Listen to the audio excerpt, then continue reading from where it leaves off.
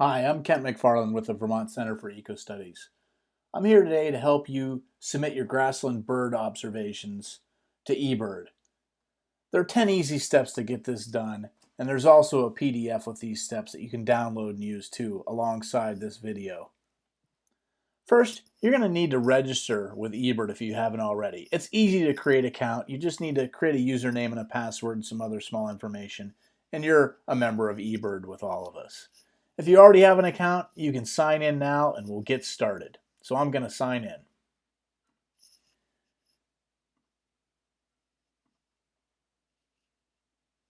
Once you sign in, the screen will actually change. It actually changes to show you some statistics of the data you've already put in. I've got a lot of data in here, so I've got a lot of bigger numbers up here, and you might not have that yet. The front page also has recent news we like to put up about bird and bird watching in Vermont and elsewhere. It's got stats from what people are putting into eBird, cool photos that people are adding and sounds and things like that. And I encourage you to explore that and have a lot of fun with it. There's also the Explore button, which you can graph out bird populations near you. You can look at pictures, understand timing and phenology. There's a lot of fun things to learn about birds there too. And of course, there's also a help section. The help section is filled with information on how to use eBird, so if you ever run into trouble, you can often find the answer there. But right now, let's jump into submitting some data to eBird. So what I'm going to have you do is first click on a Submit button. This is going to open up the first step to 3 steps in getting your data into eBird so that it can be most used by ornithologists, scientists, and conservationists. And the first one is, where did you bird? They just want to know, where did we conduct our survey? Once you have a bunch of surveys in here, it actually saves your locations, and so you don't have to find it on a map again. And you'll have them in this drop-down, like I have a bunch here. I have all the places I've birded here, and I can quickly select it if I just went there, and off to the races I go. But likely you don't have any locations in here with sightings yet, so you're going to have to find the place that you surveyed on a map. And the way to do that is to type in the county you surveyed in. So I'm going to type in Orange County. And instantly comes up Orange, Vermont, United States. Click, and it opens up a map showing me everywhere where I've already birded. Now, the red dots are hot spots where lots of bird watchers go to watch birds, and I may or may not have data on those. The blue spots are my personal spots where I've done bird watching. Now, I've done a lot of bird watching, so I have a lot of dots on this map. You probably don't have very many dots. But I'm going to zoom into an area in Topsham here where I might have gone birding and done a grassland bird survey. And so the first thing I want to do is drag that to the middle, and I just click and hold and drag it until I get it to the middle, and then I zoom in a little bit. Once I zoom in enough to the place approximately where I've been, I'm going to move to the satellite view. This allows me to see an aerial picture, and I can see where all the fields are. And I can keep zooming in further, until I see the field I was in. I was on Powder Spring Road right here, and this is actually the field that I surveyed. So once I zoom in far enough to see that field, I'm going to click and put a dot right in the middle of this field. If I click, a green dot shows up in the middle of the field, and it spawns a box over here to enter the location name. I'm going to name it McFarland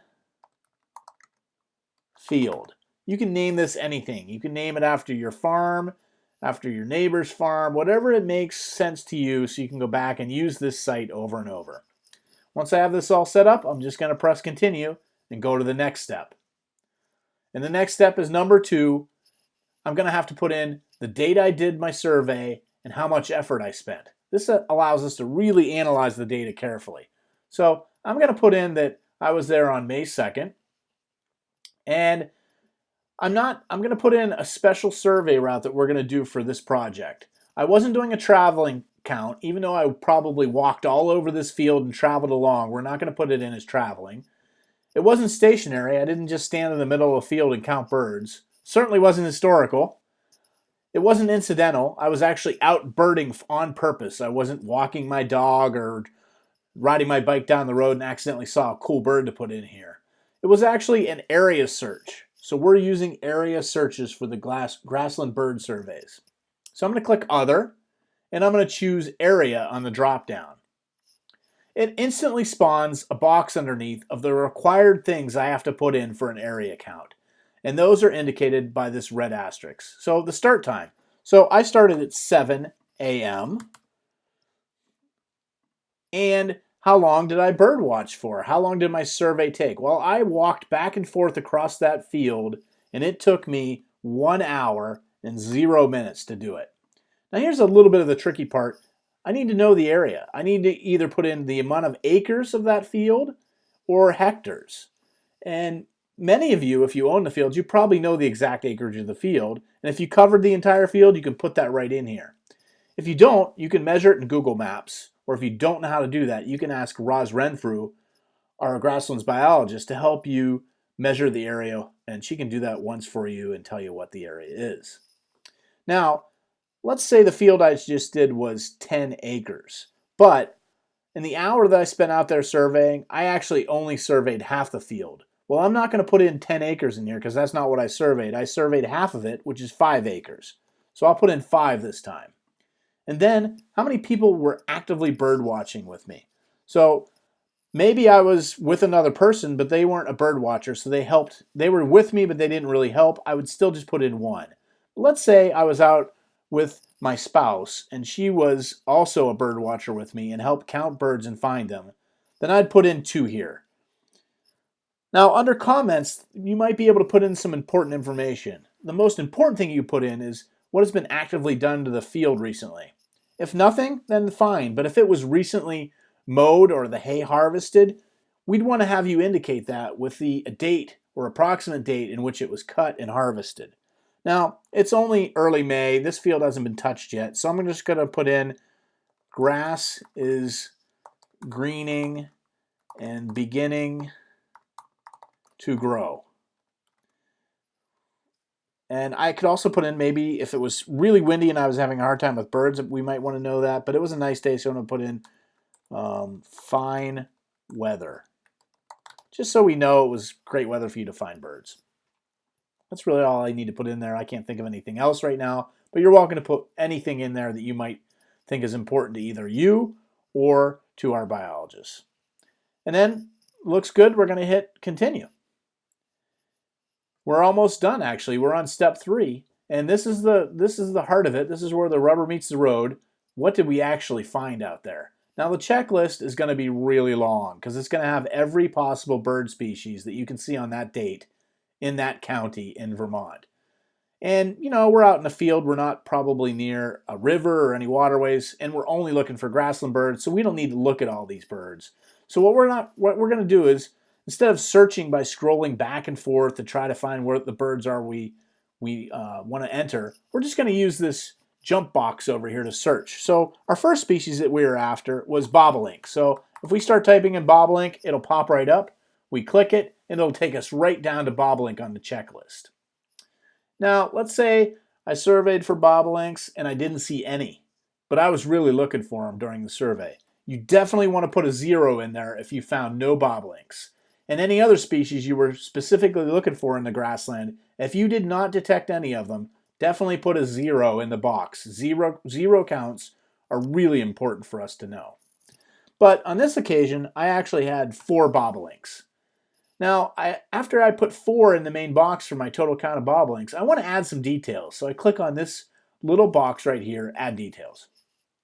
And you'll see right away, up jumps this big box for media. So if I had my camera with me, or I had my phone and I recorded them singing or something, I can actually put those media files in here and save them with my checklist and share them with the biologists. You don't have to do that, but it's an option. A lot of people share really great photos and sounds. But what we do want you to fill out is age and sex of these things you saw, if you were able to determine their age and sex. So for bobolinks, it's pretty easy to know male from female. The males are really quite colorful, and the females are a little bit duller, so they're camouflaged around the nest. So on this day, it's early in the season, I actually saw 4 adult males, so I'm going to put a 4 in that box. Now, as the season progresses, we'd also like you to keep an eye out for any evidence of breeding in the fields by bobolinks or any other species that you're surveying. So you'll click on this box here, breeding code, which spawns this drop-down box, and you'll pick the highest code you can for breeding, the highest being at the top of evidence of them breeding. Nest with young is one of the highest, down to the very lowest, which is they were in appropriate habitat. Now today, we had singing males in the field. So I'm just going to put singing male. That's about the best I can do this early in the season. Later on, maybe I accidentally find a nest with some eggs, or I see them carrying some nest material, something like that. I can check those. But for right now, we've got singing males, so we can check that off. Now, I'm pretty happy with my bobolink sightings. I might have looked for other birds, like let's say Savannah sparrow, so I can go back to the box, start to type in Savannah sparrow, it pops up, click on it, go to Savannah sparrow. How many Savannah sparrows did I find? There was 6 of them. Add details, again, same kind of thing. I actually don't know if they're male or female in this case, so I'm just going to put 6 adults. I know they were adults right now, but I don't know. And the breeding code, again, it's early in the season. There was some males singing, so I'm going to put singing male. And again, hopefully as the season progresses, I get to see a lot more breeding evidence and activity out there in my fields. So I can continue doing this for all the birds that I surveyed or attempted to survey by either putting the number I counted in or a 0 if I did not detect them and I was definitely looking for them. And then I'll be done. It may be that I only have these 2 species that I was looking for, and that's fine. Because now the very last step here is answering this question on the right-hand side at the bottom. Are you submitting a complete checklist of the birds that you were able to identify, yes or no? This is a really important question because it's asking if you birded hard enough and you were a good enough bird watcher that you were able to identify all the species out there, and when you saw them and identified them, you actually put them on this checklist. That means you have to be a pretty darn good bird watcher so you can know and detect every kind of species you're seeing while you're walking around out there. Not all of us can do that, so often we're going to answer no to this. We were just surveying bobolinks, Savannah sparrows, and maybe 1 or 2 other grassland birds. But if you're a really good bird watcher and you've noted everything from all the red-winged blackbirds to the American robins or maybe the common yellowthroat that was singing nearby, if you noted all the species that you actually saw and identified, then that's great, and we really appreciate that, and it's really strong data. We want you to answer yes if you did that. But for most of us, we're just after the key grassland species on our surveys, and here we're going to answer no.